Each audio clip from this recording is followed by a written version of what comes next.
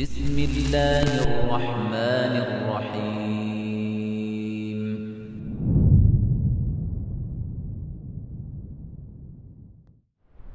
Aujourd'hui en France, après s'être débarrassé du hijab à l'école, comme vous le savez, c'est la chasse au abaya maintenant. La abaya. Wallahi ya ikhwa, même si nos filles finissaient en mini-jupe, et qu'Allah nous en préserve. Qu'Allah nous en préserve. Mais elles disaient alhamdoulilah après avoir mangé ou après avoir éternué, ils ne nous lâcheront pas tant qu'on se dira de l'islam. Car le but, c'est de nous faire apostasier et que le mot islam soit évincé.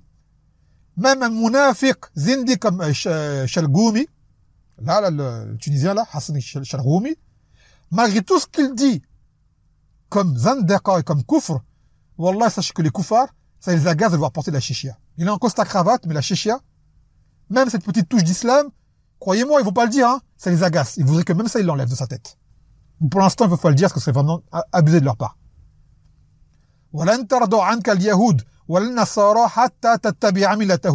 Que les juifs et les chrétiens ne seront satisfaits de toi que lorsque vous suivez leur religion.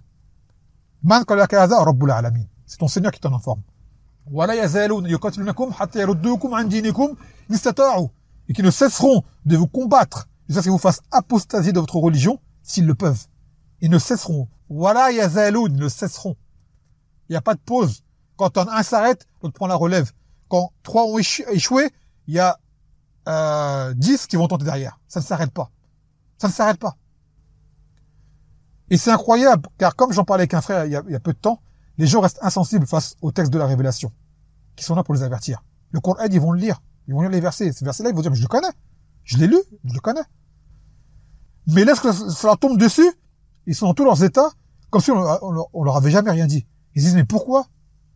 Pourquoi? Dans le Coran, c'est écrit pourquoi, mon frère? Dans le Coran, c'est écrit pourquoi, ma sœur? Mais il faut que ça t'arrive pour que tu réalises. Et t'en as, ça leur arrive. Ils réalisent, malgré tout, ils persistent et continuent dans l'erreur. Subhanallah.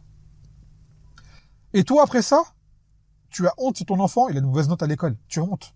Ou tu le grondes. Ou si ses profs se peignent de lui. Ou le contraire, tu es fier de lui, ou peut-être même tu feras la fête si il a son bac ou ceci ou cela. Mon fils, mashallah, il a réussi. Ma fille, elle a réussi. Mais quelle réussite! Le système scolaire en France est haram.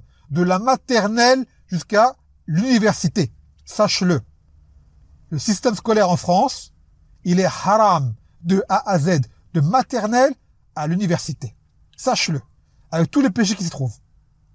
Et écoutez bien ce que je vous dis aujourd'hui, moi, Khalil du Yémen, le simple Martiniquais Adjami converti qui ne comprend rien. Écoutez ce que je vous dis bien. Titulaire d'un vulgaire CAP de cartonnage. Oui, ça c'est mon diplôme. Qui vit sans salaire mensuel dans un pays de misère, le Yémen. Pays de la pauvreté, de la guerre, de la pire crise humanitaire, comme ils le disent. Hein? Et long diplômé islamique de Demej. J'ai pas de diplôme islamique. J'en ai pas. Le prétendu Hajurit Haddadi. Pourquoi je me décris de la sorte? Car je suis un échec aux yeux des koufars. Pourquoi? Je me suis converti. Je suis un échec aux yeux des Arabes musulmans de naissance qui pensent qu'ils comprennent mieux que moi ou que d'autres parmi les convertis. D'accord? Et qui adulent ce système scolaire ainsi que leur culture. Ou alors les Hizbi Ikhwani qui s'agrippent pour vivre en France et y imposer leur religion.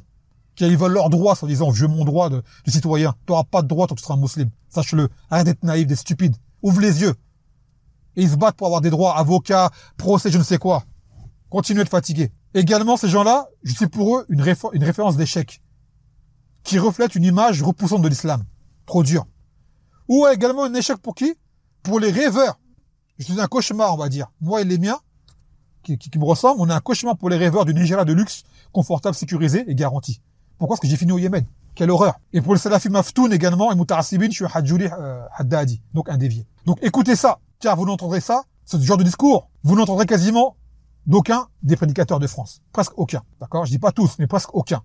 Ni Salafi, et encore moins Hizbi Ikhwani, et j'en passe. Ça, tu vas pas l'entendre de Souleymane Vincent, ni Eric Younous, ni Alain Ali, ni Sofiane Abou Ayoub, ni Abdel Hay, ni Rachid El Jay, ni Nader Abou Anas, ni ceux qui gravitent autour de lui. C'est semblable. Ni les Comprantondines, ni les Idriss Shemahadi, Foulen ou Foulen. Tu vas jamais entendre ce genre de discours de leur bouche. Clairement. Et j'en passe. Je ne dis pas que ces gens-là disent que du faux. Mais dire certaines vérités ne veut pas dire que tu es sur la vérité. Shaitan également dit du haq. Eric Zemmour dit du haq. Marine Le Pen a dit du haq. Des koufars, on a pas disent du haq. Des grands philosophes d'auparavant, par des mouchikines. Il y a pas des sagesses, elles sont vraies. Et alors?